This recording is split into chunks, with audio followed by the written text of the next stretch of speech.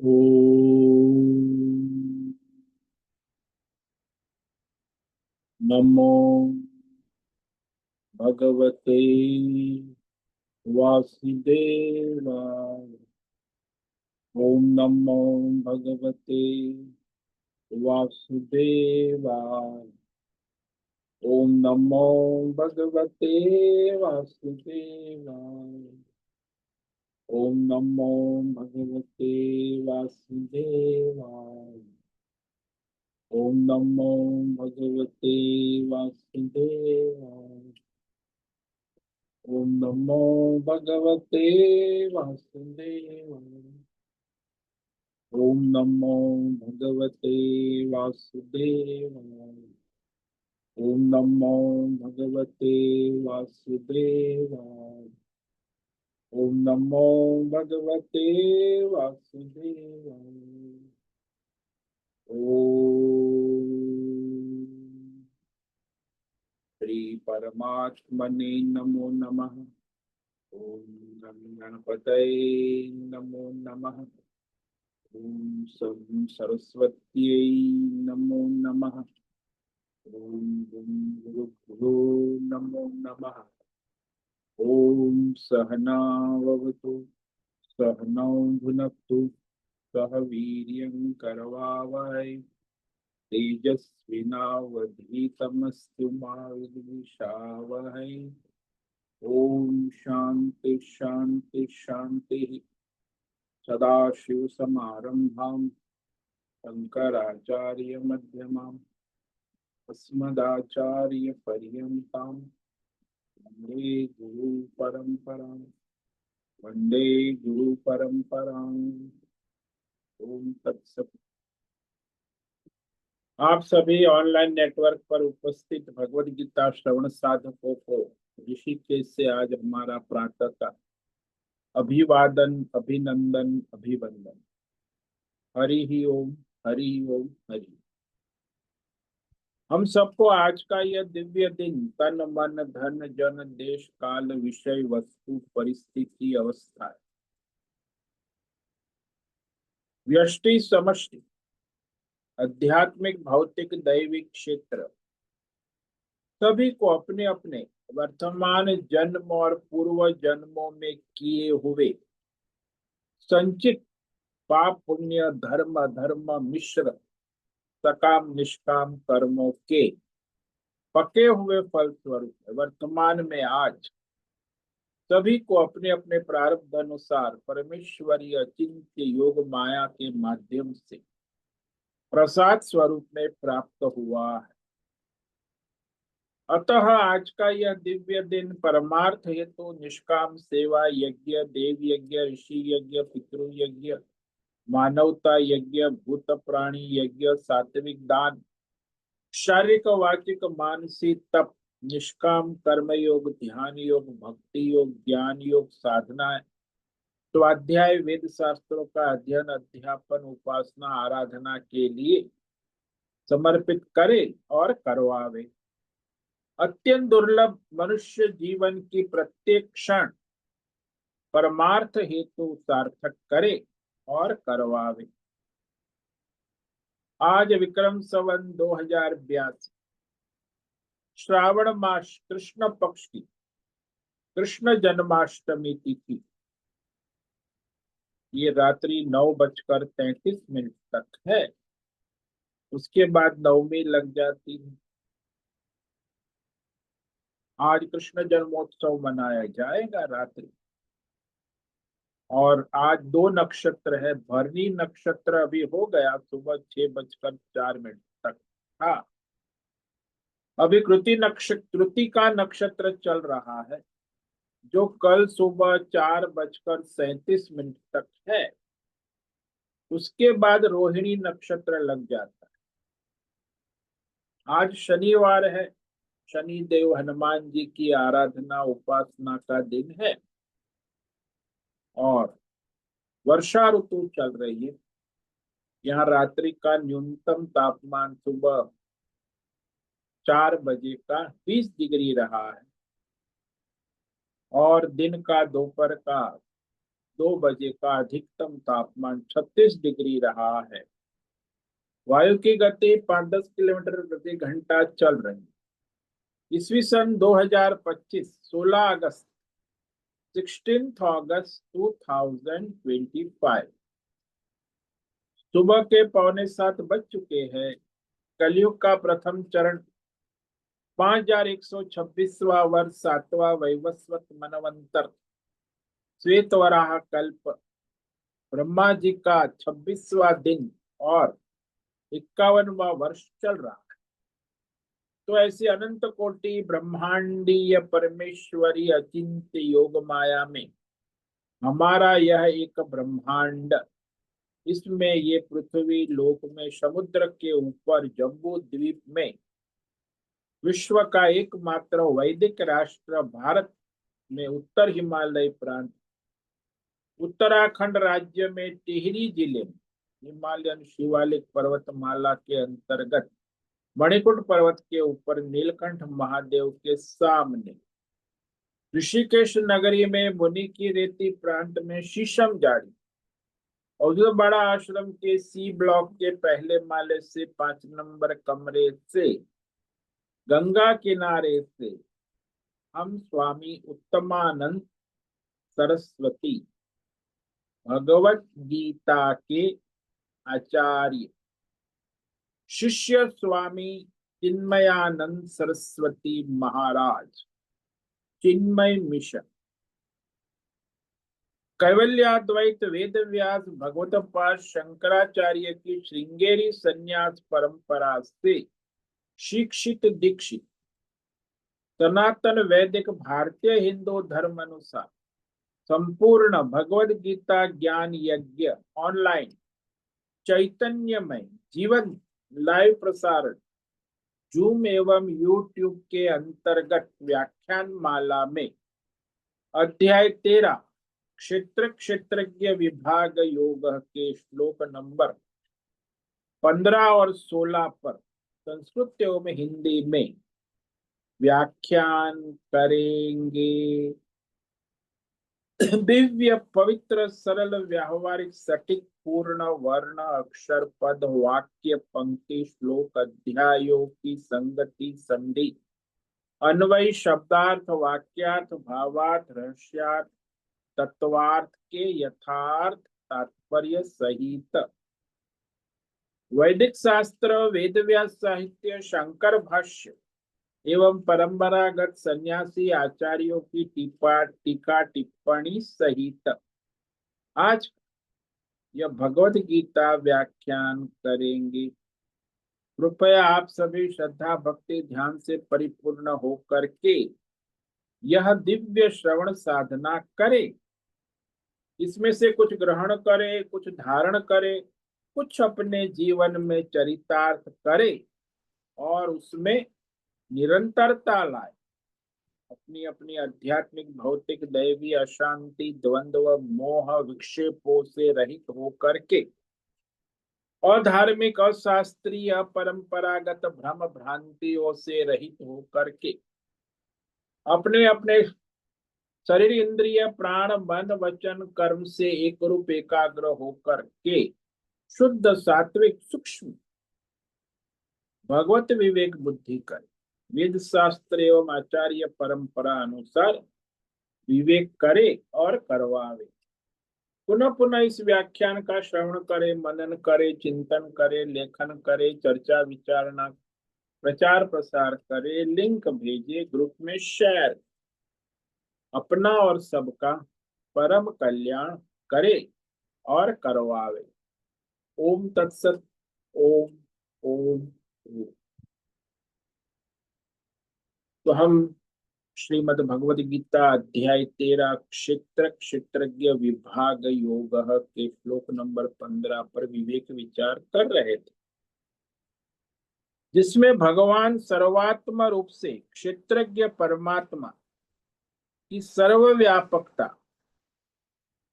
का निरूपण कर रहे हैं कि भीतर भी है, बाहर भी है, चर भी है, अचर भी है, सूक्ष्म है, अति समीप भी है, अति दूर भी है। इसके द्वारा भगवान वह सर्वात्मक सर्वव्यापक स्वरूप का प्रकाशन कर रहे हैं। बहिरंतश्च भूतानाम अचरम चरमेव च सूक्ष्मत्वात् तद्विज्ञेयम् दूरस्थं चान्तिके च तत्। वह क्षेत्रज्ञ परमात्मा भूतानाम बहिअंतः, यानी जितने भी पंच महाभूतात्मक विषय पदार्थ है, चर है, अचर है, स्थिर है, चलने वाले, गतिशील है, संपूर्ण चराचर भूत प्राणियों में भीतर बाहर ओत प्रोत और परिपूर्ण है। चर हो या अचर हो, यानी स्थावर जंगम, चलने वाले को चर कहते, जो एक स्थान में रहते उसे अचर कहते। तो वह चर अचर स्वरूप में भी वही है। तत्, वह क्षेत्रज्ञ परमात्मा सूक्ष्मत्वात् अविज्ञेय, अत्यंत सूक्ष्म होने के कारण मानवीय इंद्रिय मन बुद्धि का विषय कभी नहीं हो सकता। यानी किसी की व्यक्तिगत बुद्धि का विषय नहीं है, इंद्रिय का विषय नहीं, केवल वेद शास्त्र के द्वारा जाना जाता है। सूक्ष्मत्वात्, अत्यंत सूक्ष्मतर और नित्य सर्वव्याप्त। जैसे हम दृष्टांत ले कि आप दूध ले आए, तो दूध में जो घी है वह अत्यंत सूक्ष्मत्वात्। आपको घी चाहिए दूध से तो साधना करनी होगी, दूध लाना होगा, गर्म करना होगा, उसे जमाना होगा, जमाने के बाद उसे मथना होगा, फिर मक्खन निकालना होगा, फिर मक्खन को गर्म करना होगा, तब जाके वो दूध में से घी का दर्शन हो। सीधे दूध में आप वैज्ञानिक प्रमाण से देखो अंदर परमाणु, तो आपको घी के अणु परमाणु भी नहीं मिलेंगे दूध में। लेकिन प्रक्रिया के बाद वहां घी सूक्ष्म होने से, दूध में घी अविज्ञेय है, अज्ञात है, न जाना जाने योग्य है, लेकिन साधन से जाना जाता है। ऐसे ही परमात्मा ये देश काल विषय भौतिक अध्यात्म दैव जीव जगत देवी देवता किसी रूप में जाना नहीं जा सकता। ये तो सब नाम रूप उपाधियां है। इसीलिए कि अत्यंत सूक्ष्म, और उससे सूक्ष्म और कुछ हो ही नहीं सकता।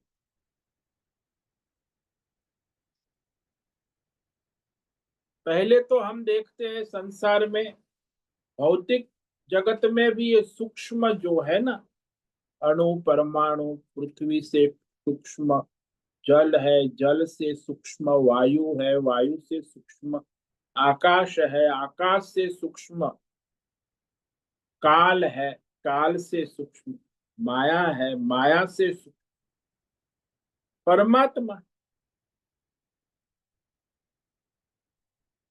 तो इस तरह भौतिक जगत के द्वारा भी वो सूक्ष्म है। अध्यात्म में आपकी इंद्रियों से सूक्ष्म है, मन से सूक्ष्म है, बुद्धि से सूक्ष्म है, आपके अहंकार से भी सूक्ष्म है। जीव से भी सूक्ष्म है, इसीलिए सूक्ष्मत्वात् कहा। देवी देवताओं में भी देखा जाए तो देवी देवताओं से भी सूक्ष्म है, इंद्र से भी सूक्ष्म है, ब्रह्मा विष्णु महेश उससे भी सूक्ष्म है। अत्यंत सूक्ष्म होने से अज्ञात है, वह अपनी बुद्धि के द्वारा जाना जाने योग्य नहीं है, केवल शास्त्र विवेक के द्वारा जाना जाता है। इस प्रकार कहने के बाद अविज्ञात होने से दूरस्थम, तो आप कहेंगे कि वह तो अत्यंत दूर है। दूरी हम लोग मापते हैं काल से, देश से, विषय से। तो देश काल विषय के अनुसार दूरी मापी जाए। भाई दिल्ली से ऋषिकेश कितना दूर है, देहरादून से ऋषिकेश कितना दूर है, ये दूरी से मापा जाए, दूरम। तो दिल्ली से 250 किलोमीटर दूर है, देहरादून से 40 किलोमीटर दूर है ऋषिकेश। तो भी परमात्मा कितने दूर है?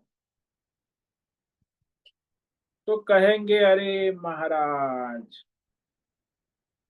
परमात्मा तो बहुत दूर है, पृथ्वी से ऊपर भूर भुव सुव मन जन तप सत्यलोक, फिर ब्रह्मलोक, फिर ब्रह्मलोक के आगे फिर परमात्मा बैठे हैं, अति दूर है। महलोक के ऊपर, जनलोक के ऊपर, तपोलोक, सत्यलोक के ऊपर ब्रह्मलोक। तो इस प्रकार देश के द्वारा दूर दूर दूर दूर की कल्पना करते हैं।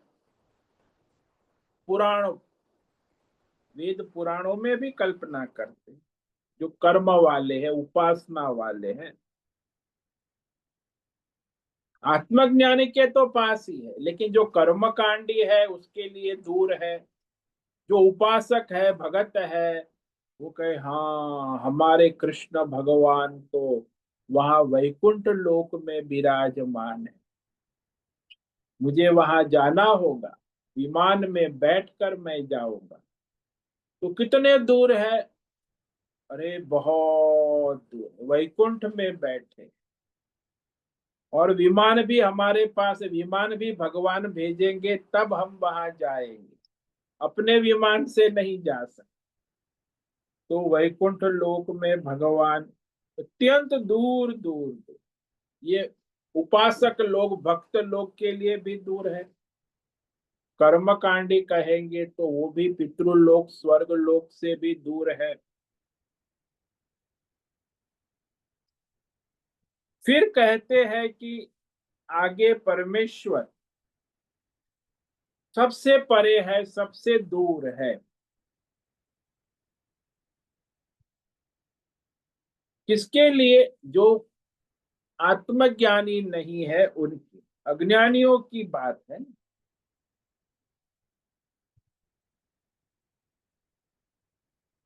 हालांकि सर्वत्र है, सर्वव्यापक विद्यमान है, नित्य सदा सर्वत्र सब में ओतप्रोत है, उपलब्ध है।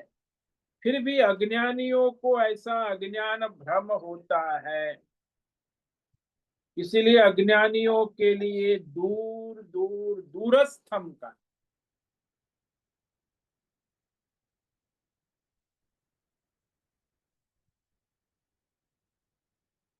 कब भगवान मिलेंगे? बोले काल से। तो काल की गणना करेंगे, मनवंतर, कल्प, युग, चतुर्युगी, महायुगी, उसके बाद ब्रह्मा जी का प्रलय होगा, तब परमात्मा मिलेंगे।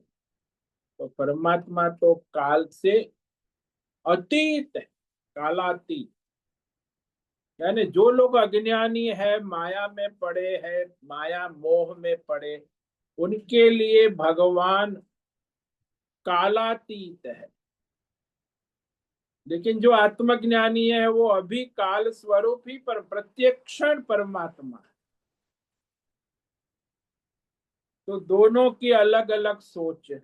अज्ञानी के लिए अत्यंत दूर है, देश के दृष्टि से, काल की, विषय की दृष्टि से भी दूर है, कि बड़ा दूर है, सूक्ष्म है। कितना सूक्ष्म है? बोले वृक्ष से भी सूक्ष्म है, बीज से भी सूक्ष्म है, बीज के परमाणु से भी सूक्ष्म है, परमाणु अणु परमाणु से भी सूक्ष्म। तो वह सारे जो है सब अपने अपने थियरी चलाएंगे। फिजिक्स वाले कहेंगे दूर है, मैं केमिकल वाले कहेंगे कि वो अणु परमाणु उससे भी सूक्ष्म है, दूर है। मैथमेटिक्स वाले कहेंगे गणित तो करने जाएंगे, बहुत दूर है, शून्य से भी परे है, एक से भी परे है, दो से भी परे। यानी गणित का विषय नहीं है, परमात्मा गणित का विषय नहीं, गणित से परे, बहुत दूर है। तो इस तरह सभी अपने अपने विचारक लोग हैं, अपनी अपनी थियरियों के अनुसार इस प्रकार परमात्मा तत्व की दूर दूर की कल्पना, भ्रम, अज्ञान से करते रहते हैं।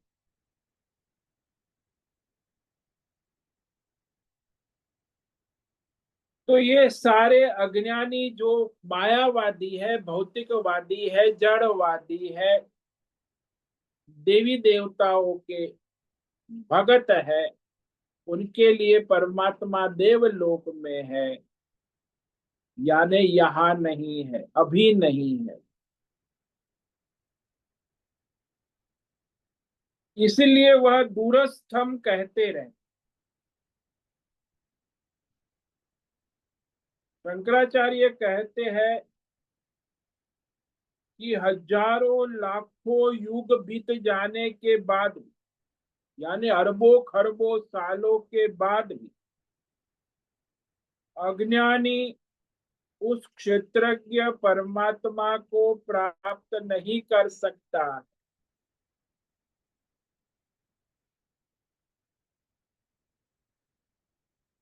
क्योंकि वो कालातीत है ना, ऐसा कहते हैं। माया में पड़े हैं, अज्ञान में पड़े हैं, तो कहते अरे परमात्मा तो कालातीत है, हम तो काल के अंदर अधीन है, माया तो काल के अधीन है, और वो माया से भी परे है, कालातीत है। तो परमात्मा बहुत दूर है, हमें काल से उस पार जाना पड़ेगा, और काल जब समाप्त होगा तब परमात्मा के पास पहुंचेंगे। तो अरबों खरबों साल तो लग ही जाएंगे, इसलिए दूर कहना उचित ही है, इन लोगों का कहना है। मायावादी अज्ञानी लोग, तो अज्ञानी जो माया में डूबा हुआ है, मोह माया,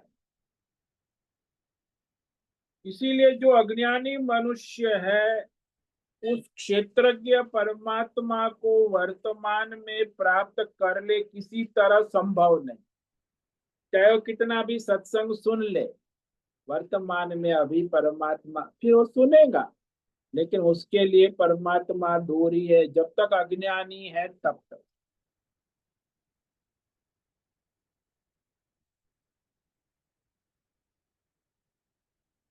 तो उसके करोड़ों जन्म हो जाए, करोड़ों कल्प हो जाए, करोड़ों युग बीत जाए, जब तक अज्ञानी रहेगा, अज्ञान में, अज्ञान, तो तक कभी उसका उसे अता पता नहीं लग सकता। क्षेत्रज्ञ परमात्मा का आता पता उसको कभी किसी जन्म में नहीं लग सकता जब तक अज्ञानी है। आत्मज्ञानी होगा तो बात अलग है। इसीलिए जब तक अज्ञानी है तब तक उसके लिए परमात्मा देश काल विषय अंतर्गत दूर दूर दूर उस पार, आकाश के उस पार है, दूर ही रहेगा।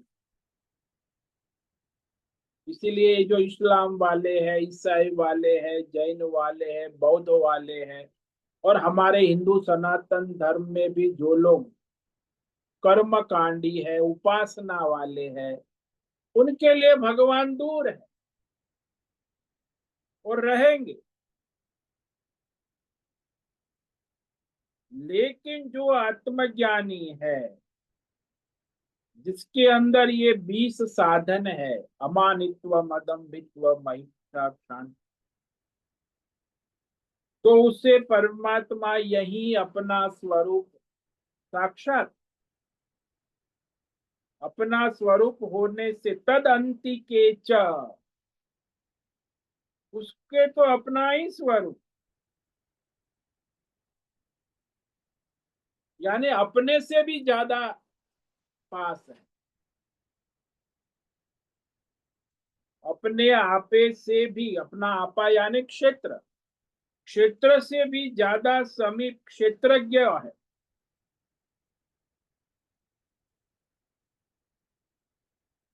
यानी इतना समीप कोई विषय नहीं।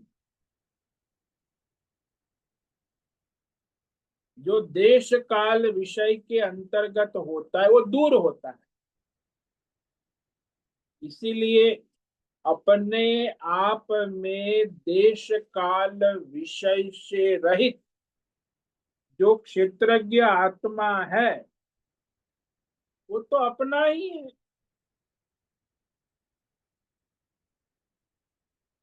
इससे समीप और कुछ हो ही नहीं सकता। यानी अज्ञानी का तो दूर दूर है, लेकिन आत्मज्ञानी का तो अपना स्वरूप ही है, स्वयं ही आत्म स्वरूप क्षेत्रज्ञ परमात्मा। इसीलिए आत्मज्ञानी को परमात्मा सदा नित्य वर्तमान में प्राप्त है, और अज्ञानी के लिए वह भविष्य में प्राप्त होने योग्य, क्योंकि अज्ञानी है, माया में पड़ा हुआ है, तो भविष्य में या तो फिर लोक लोकांतर वैकुंठ में, ब्रह्म लोक में, स्वर्ग लोक में प्राप्त करना है। तो अज्ञानियों के लिए वह दूरस्थ भविष्यवादी उसके वर्तमान में नहीं है। तो कहीं भी किसी में भी उनको अता पता नहीं मिलता। भगवान कहते वहां है, वैकुंठ में, भविष्य में प्राप्त होने योग्य है, यानी वर्तमान में प्राप्त नहीं है। अज्ञानियों के लिए परमात्मा भविष्य काल बन जाता, और आत्मज्ञानी के लिए वर्तमान क्षण ही परमात्मा और माया से परे है ना। ऐसा कहें, अरे भाई मायावादी के लिए माया से, जिसकी माया से पार हो गया, जिसका अज्ञान नष्ट हो गया, जिसकी माया नष्ट हो गई, उसका तो यहाँ अभी अपना स्वरूप है।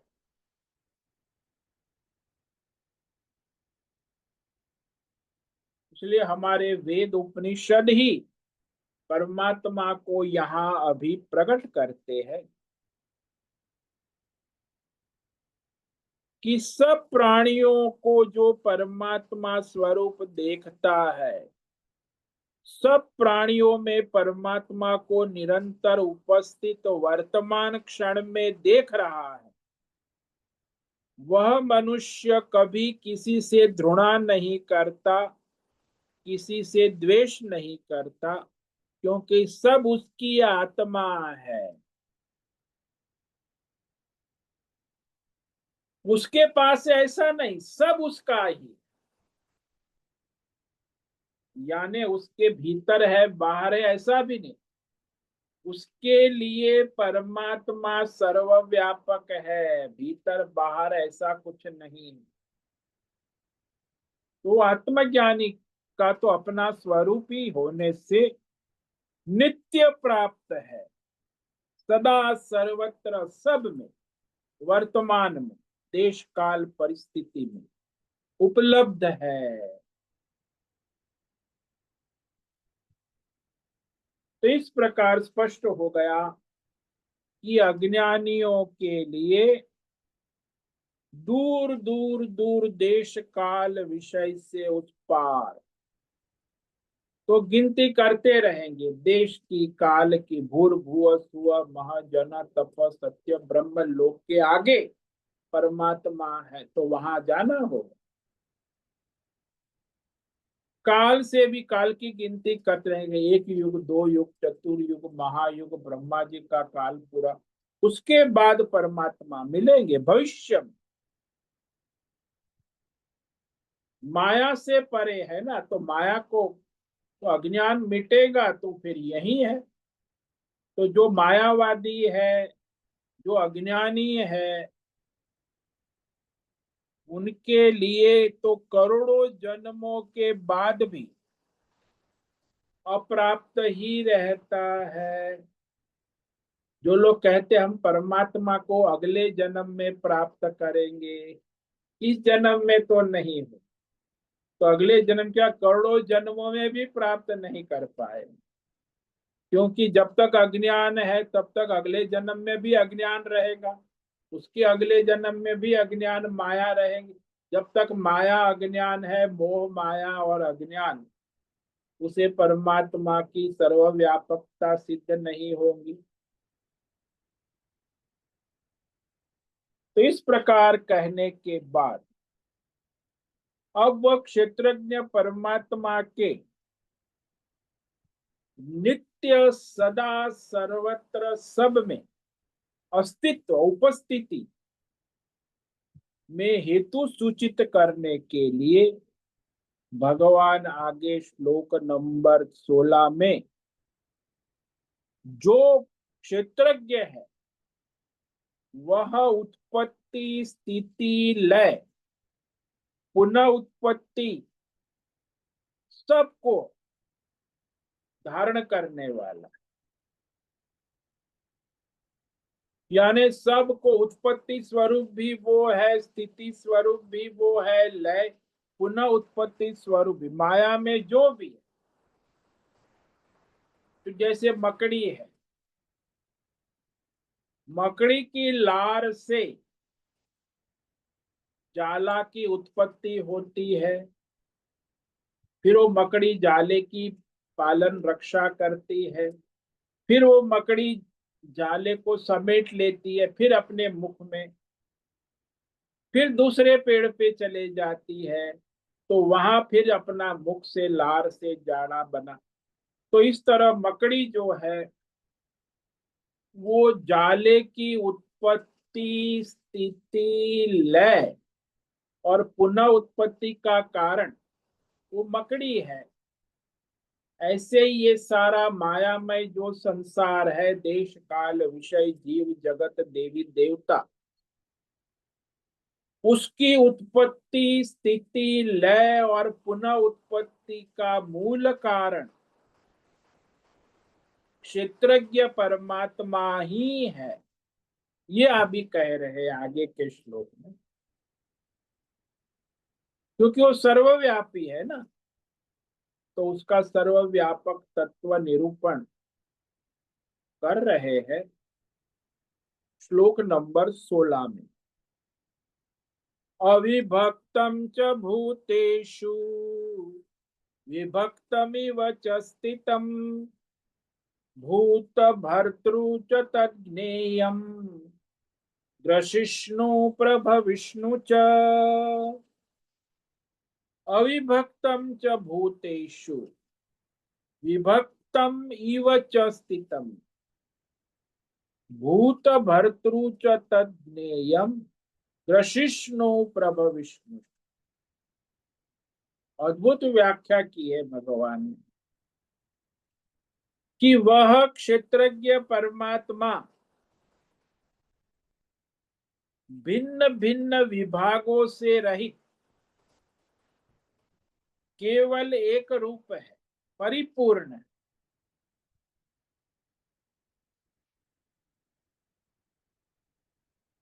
एक रूप परिपूर्ण होने पर भी अविभक्तम च भूतेषु विभक्तम, सभी देश काल विषय प्राणियों में भिन्न भिन्न सा, विभक्त सा स्थितम, स्थित रहता।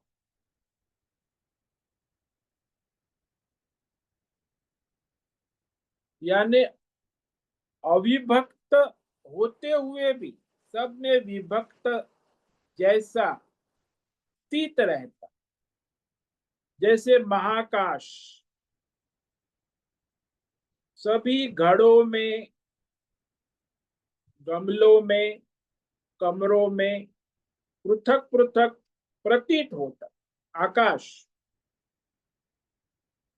भाई घड़े का आकाश, कमरे का आकाश, ऋषिकेश का आकाश, उत्तराखंड का आकाश, भारत का स्पेस आकाश, विश्व का आकाश, ब्रह्मांड का कितने भिन्न भिन्न आकाश।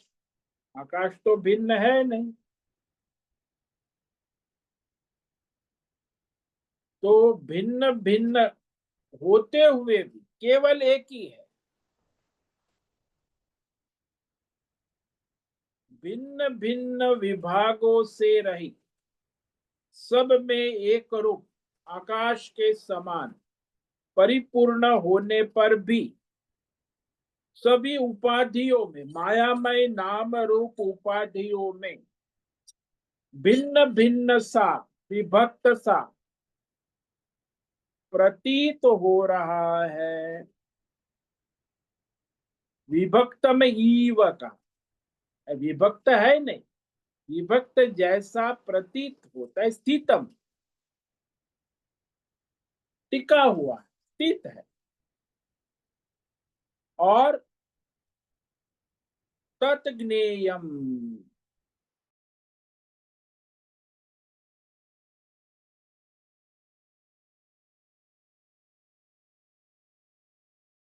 जानने योग्य है।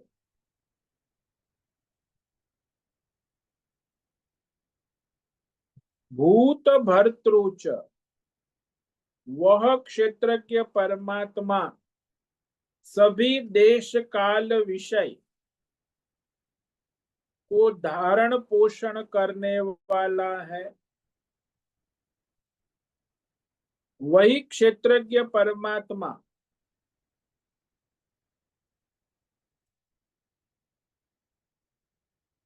रुद्र बनकर सभी देश काल विषयों का प्रलय काल में लय करने वाला है। ग्रसिष्णु, प्रभविष्णु और ब्रह्मा रूप से सभी देश काल विषय के रूप में उत्पन्न होने वाला है। प्रभविष्णु च।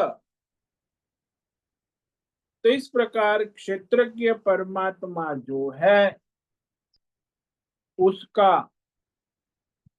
सर्वव्यापक अस्तित्व, सब में नित्य अस्तित्व को सूचित करते हुए भगवान कहते हैं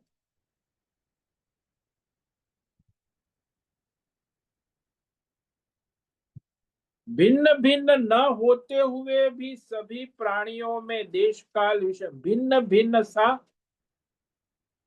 प्रतीत होता है। वही क्षेत्रज्ञ परमात्मा स्थिति काल में सभी को धारण करता है। सृष्टि स्थिति काल में सभी को धारण कर, सृष्टि प्रलय काल में सबका लय करता है और सृष्टि के सर्जन काल में सबका सर्जन करता है। तो इस प्रकार उत्पत्ति, स्थिति, लय और पुनः उत्पत्ति के काल में सबकी पुनः उत्पत्ति वाला हो जाता है। अविभक्तम का क्यों भिन्न भिन्न नहीं, लेकिन उपाधियों के कारण, देश काल विषय नाम रूप माया की उपाधि के कारण, अज्ञान के कारण वो भिन्न भिन्न सा प्रतीत हो रहा है, भिन्न है नहीं। जैसे आकाश भिन्न भिन्न प्रतीत हो रहा है, लेकिन आकाश भिन्न भिन्न नहीं है। आकाश तो अखंड ही रहता है, केवल अखंड सर्वव्यापक। इसी प्रकार प्रत्येक देश काल विषय शरीर में, क्षेत्र में, वह क्षेत्रज्ञ चैतन्यमय आत्म तत्व उसमें रहते हुए भी उससे अलग नहीं हो जाता, भिन्न भिन्न नहीं हो। हमारे ये सब संप्रदायवादी आचार्य होते हैं ना, दार्शनिक, भिन्न भिन्न संप्रदाय वाले, भिन्न भिन्न। तो जो जैन दार्शनिक है, आचार्य मानते हैं कि चींटी से लेके ब्रह्मा विष्णु महेश 84 लाख प्रकार के जीवों में, शरीरों में वह आत्मा भिन्न भिन्न है। ये जैनों का मत है, दार्शनिक। तो ये सारे भिन्न भिन्न है, आत्मा सब में भिन्न भिन्न है। ये सब ईसाई, इस्लाम, जैन, बौद्ध, ये सब दार्शनिक अपनी अपनी विचारधाराएं हैं, लेकिन वो वैदिक विचारधारा नहीं। हमारी वैदिक विचारधारा में भी, सनातन धर्म में जो कर्म कांडी है उनकी भी विचारधारा अलग, जो उपासक है, भक्त है, उनकी विचारधारा भी अलग, और ये जो आत्मज्ञानी है उनकी विचारधारा भी। केवल आत्मज्ञानी ही कहेगा कि सब में एक रूप है, बाकी कहेगा सब अलग अलग है। सबको परमात्मा अलग अलग चलाता है, अलग अलग रहकर चलाता है। यानी एक शरीर में अलग अलग जीवात्मा है। ये अज्ञान माया उपाधि को लेकर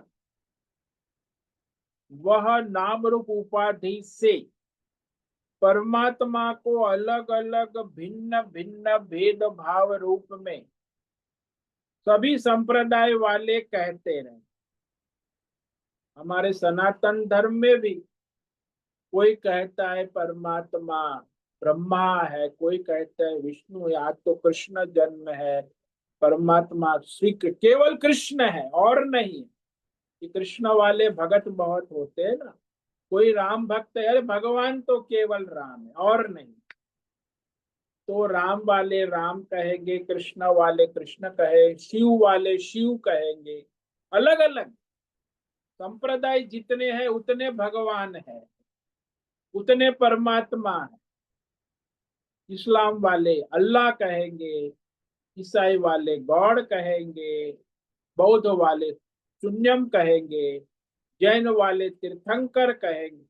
सब कहेंगे भगवान अलग अलग अलग, सबके अलग अलग ही है, एक है ही नहीं। जिसको जिसका भजन करना है करे।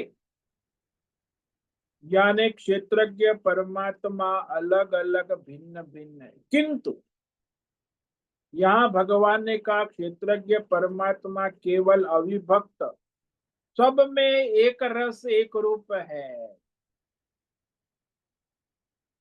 उस क्षेत्रज्ञ परमात्मा का भिन्न भिन्न होना कभी संभव ही नहीं। कैसे? बोले आकाश की तरह। आकाश कभी भिन्न भिन्न हो सकता है? आकाश सर्वव्यापक, चाहे किसी भी उपाधि में उसे रखो, वह आकाश ही रहेगा। आकाश कभी भिन्न भिन्न, आकाश सर्वव्यापक, सब में ओत प्रोत भीतर बाहर रहता है। इसीलिए कहा क्षेत्रज्ञ परमात्मा कभी अलग अलग हुई। हाँ, माया से अज्ञान से अलग अलग प्रतीत होते हुए भी आपको दिखता है, इसका मतलब ये नहीं कि वो भिन्न है। मुझे अल्लाह दिखता है, अल्लाह अलग है, कृष्ण है, मुझे तो बाकी तो आपको अलग अलग दिखता है, इससे परमात्मा अलग अलग थोड़ी हो जाता। किसी को अल्लाह दिखता है, किसी को गॉड दिखता है, किसी को तीर्थंकर दिखता है, किसी को कृष्ण दिखता है, किसी को राम दिखता है, किसी को शिव दिखता है। तो आपको दिखता है माया के कारण, अज्ञान के कारण। लेकिन आत्म तत्व कभी भिन्न भिन्न अलग होता ही नहीं। इसीलिए भगवान ने कहा अविभक्तम, अविभक्त होते हुए भी सब में विभक्तम इव स्थितम। बहुत महत्व का वाक्य है। ये लोग जो है संप्रदायवादी इस वाक्य को स्वीकार नहीं कर पाए कि भगवान ने कहा है ठीक है, लेकिन हम तो भगवान को अलग ही माने। अविभक्त होते हुए सब में विभक्तम इव स्थितम, यानी सबके भीतर बाहर ऐसा लगता है कि वह भिन्न भिन्न अलग है। जैसे आकाश लगता है कि भिन्न भिन्न, ऋषिकेश में भिन्न है, देहरादून में भिन्न है, मुंबई में भिन्न है, भारत में, अमेरिका में भिन्न, स्पेस, आकाश भिन्न भिन्न ऐसा लग, लेकिन भिन्न नहीं है। उपाधि के कारण, माया उपाधि भिन्न भिन्न सा प्रतीत दिखता है, लगता है। सब में परमात्मा उपस्थित है। फिर लोग कहेंगे राम में परमात्मा है, बोले हाँ है, राम में तो है। फिर कहे विभीषण में है, नहीं विभीषण तो अभी भगत है, विभीषण में परमात्मा नहीं। रावण में परमात्मा, अरे रावण में कैसे हो सकते हैं परमात्मा, रावण तो रावण है। फिर कुंभकर्ण में अरे परमात्मा कैसे हो सकता है। तो भगवान किस में है, केवल राम में भगवान। अरे भाई परमात्मा क्षेत्रज्ञ जो है, राम का अवतार लिया वो भी परमात्मा है, वो गुणातीत है, अवतार है। और फिर वो तमोगुण से जन्म लिया हुआ कुंभकर्ण है, वो भी परमात्मा का स्वरूप है। रजोगुणी रावण का जन्म हुआ है, तो रजोगुण से भी वो रावण परमात्मा का ही स्वरूप है। और सात्विक विभीषण है, वो सत्व गुण वाला, वो भी परमात्मा, यानी तीन गुण के सहित भी परमात्मा है, और तीन गुण से रहित गुणातीत भी परमात्मा। इसीलिए अज्ञानी लोग जो त्रिगुणी माया का हिसाब करते रहते, वो कहते भाई विभीषण में तो भगवान नहीं, विभीषण भगवान का स्वरूप नहीं हो सकता, रावण भी भगवान का स्वरूप नहीं, और कुंभकर्ण तो हो ही नहीं सकता भगवान। हाँ, केवल राम है वो भगवान का स्वरूप, हम तो राम को भगवान मानते हैं। तो ये माया में पड़े हुए मनुष्य को सर्वत्र भेद भिन्न भिन्न है, वही परमात्मा है जो राम में है, वही परमात्मा कुंभकर्ण में है, वही परमात्मा रावण में है, वही परमात्मा विभीषण में है, वही परमात्मा हनुमान जी में। लेकिन हम मानेंगे नहीं, पूरी रामायण भगवान का ही स्वरूप है, लेकिन हम तो राम को ही मानेंगे। रामायण में केवल राम ही भगवान है, बाकी सब रामायण कथा है। अरे भाई, पूरी रामायण ही भगवान का स्वरूप है। तो इस तरह जो मायावादी है, द्वैतवादी है, कर्मकांडी है, भक्त है, उपासक है, और जो ये दूसरे संप्रदाय वाले, सब कहेंगे परमात्मा भिन्न भिन्न है। संप्रदाय चलते रहे और नए नए संप्रदाय आते भी रहते अपने अपने, चाहे कुछ भी हो, वह कभी भिन्न होता ही नहीं। अज्ञान से, माया से ही भिन्न भिन्न प्रतीत हो रहा है, कभी हो नहीं सकता, भिन्न हो नहीं। लेकिन जब तक अज्ञान है, माया है, तो भिन्न भिन्न हो जाने से उसमें भिन्नता नहीं आती। वो तो जैसा है वैसा परिपूर्ण रहता है। तो आज हमने जो है इस एक वाक्य पर विचार किया है कि वह क्षेत्रज्ञ परमात्मा अविभक्तम भूतेषु विभक्तम इव स्थितम, वह सारे भेद भ्रमों से रहित, आकाश के समान, सभी देश काल विषयों में परिपूर्ण होने पर भी भिन्न भिन्न सा, स्थितम कहा, स्थित है, प्रतीत हो रहा है नहीं। विभक्तम कहा, बटा हुआ सा, विभाजित हुआ, देश काल विषय के रूप में, भौतिक अध्यात्म दैव क्षेत्र के रूप में, जीव जगत देवी देवता, ये सब माया उपाधि से भिन्न भिन्न भिन्न स्थित है। वो भी वही स्थित है, माया उपाधि से भी वो है, माया उपाधि से रहित भी वो परमात्मा ही परिपूर्ण है। तो इस श्लोक में आगे जो है दूसरा वाक्य है, ज्ञेयम समासत उक्तम। तो उस परमात्मा का स्वरूप भगवान कहते हैं जानने योग्य क्षेत्र। मैंने आपको संक्षेप में कहा, इस प्रकार जानकर, क्योंकि वह जानने योग्य है ना, और परमात्मा को जानकर फिर क्या होता है? बोले वही परमात्मा सबको धारण पोषण करने वाला, भूत भर्तृ, सबका लय करने वाला ग्रसिष्णु, सबका सर्जन करने वाला प्रभ विष्णु, पुनः सर्जन करने वाला। इस प्रकार वह केवल एक ही परमात्मा है।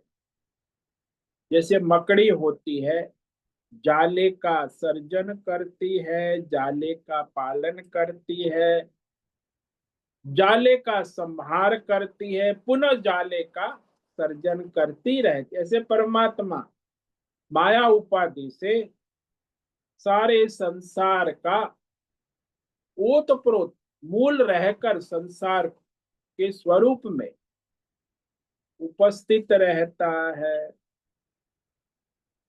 ओम नमो नारायणाय, ओम नमो नारायणाय, ओम नमो नारायणाय, ओम नमो नारायणाय, ओम नमो नारायणाय। कायेन वाचा मनसेन्द्रियैर्वा बुद्ध्यात्मना वा प्रकृते स्वभावात् करोमि यद्यत् सकलं परस्मै नारायणायेति समर्पयामि। ओम सर्वे भवन्तु सुखिनः, सर्वे सन्तु निरामयाः, सर्वे भद्राणि पश्यन्तु, मा कश्चित् दुःखमाप्नुयात्, अस्तु मा सद्गमय, तमसो मा ज्योतिर्गमय, मृत्योर्मा मृतंगमय। ओम पूर्णमद पूर्णमिदं पूर्णात् पूर्णमुदच्यते, पूर्णस्य पूर्णमादाय पूर्णमेवावशिष्यते। ओम शांति शांति शांति। शंकरं शंकराचार्यं केशवं बादरायणं सूत्र भाष्य कृतौ वंदे भगवन्तौ पुनः पुनः। ईश्वरो गुरुरात्मेति मूर्ति भेद विभाग व्योमवद्व्याप्तदेहाय दक्षिणामूर्तये नमो नमः। ओम गुं गुरुभ्यो नमो नमः। ओम तत्सत् ब्रह्मार्पणमस्तु। ओम ओम ओम।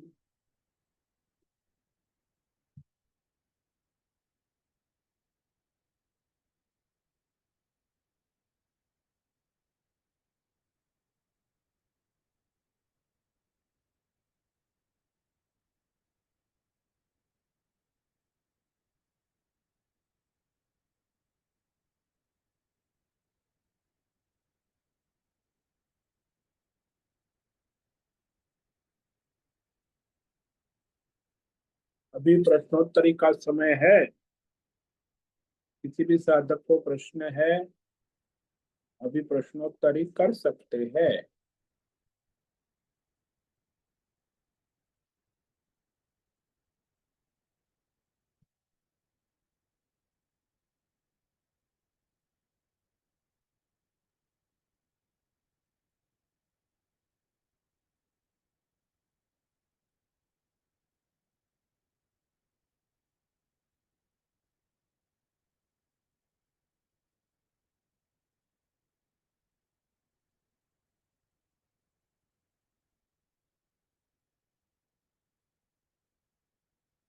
स्वामी जी प्रणाम।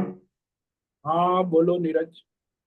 स्वामी जी, आज जैसे भगवान कृष्ण जन्माष्टमी है और इसका हमारे जो एक साधक के जीवन में किस प्रकार से उसे आज के दिन को महत्व देते हुए साधना रत रहना चाहिए। देखो, आज भगवान को कृष्ण परमात्मा सर्वव्यापक परमात्मा तत्व के रूप में उपासना करे तो वह सगुण भी है, निर्गुण भी है। तो स्वयं कृष्ण जो है, उनका प्रागट्य, ये जो अवतार लीला है, वो उन्हीं परमात्मा तत्व की ओर ले जाने के लिए, कृष्ण का अवतार कृष्ण का साक्षात्कार करने के लिए है। इसीलिए उनकी लीला के द्वारा आप उनके स्वरूप को प्राप्त करें, जो पूर्ण पुरुषोत्तम परमात्मा है। इसीलिए जीवन में भगवान के नाम स्मरण लीला कीर्तन करने से आप उस परमात्मा के तत्व की ओर आगे बढ़ते हैं। तो अज्ञान को हटाने के लिए भगवान का अवतार है, माया को हटाने के लिए भगवान का अवतार है। इसीलिए भगवान का स्मरण, चिंतन और उत्सव मनाने से आपके अंदर अंतकरण में जो अज्ञान है, मोह माया है, वो हटती है। तो उसका नाम ही मोहन है, जो मोह को नहीं रहने देता है। तो आप मोह माया से दूर होने के लिए भगवान कृष्ण की आराधना अनिवार्य है।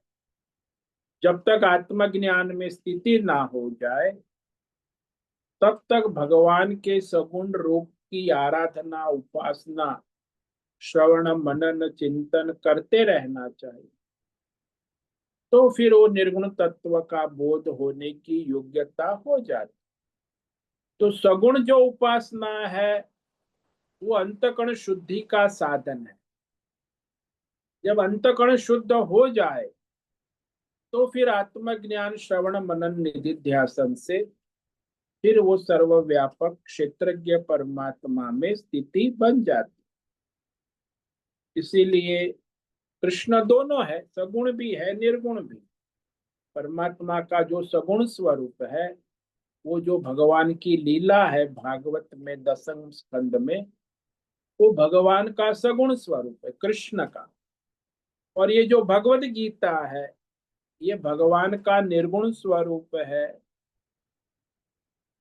तो सगुण उपासना अंतकरण शुद्धि के लिए है, और निर्गुण उपासना परमात्मा में स्थिति बनाने, यानी भगवतमय स्थिति के लिए निर्गुण उपासना भी अनिवार्य है, लेकिन सगुण उपासना के बिना अंतःकरण शुद्ध नहीं होगा। और अंतःकरण शुद्ध होने के बाद भी आपको निर्गुण उपासना करनी होगी। भगवद गीता शास्त्र ब्रह्म विद्या है, आत्मज्ञान है, वो निर्गुण उपासना। और उसके द्वारा फिर जब परमात्मा में स्थिति बन जाए तो दोनों समाप्त हो गया। सगुण निर्गुण केवल परमात्मा ही रहता है। परमात्मा न सगुण है न निर्गुण। ये तो साधक के लिए साधन है, साधना है। सगुण ईश्वर भी साधन साधना है, निर्गुण ईश्वर भी साधन साधना है। परमात्मा में वास्तविक कोई सगुण निर्गुण ऐसा है नहीं, वो तो परिपूर्ण है।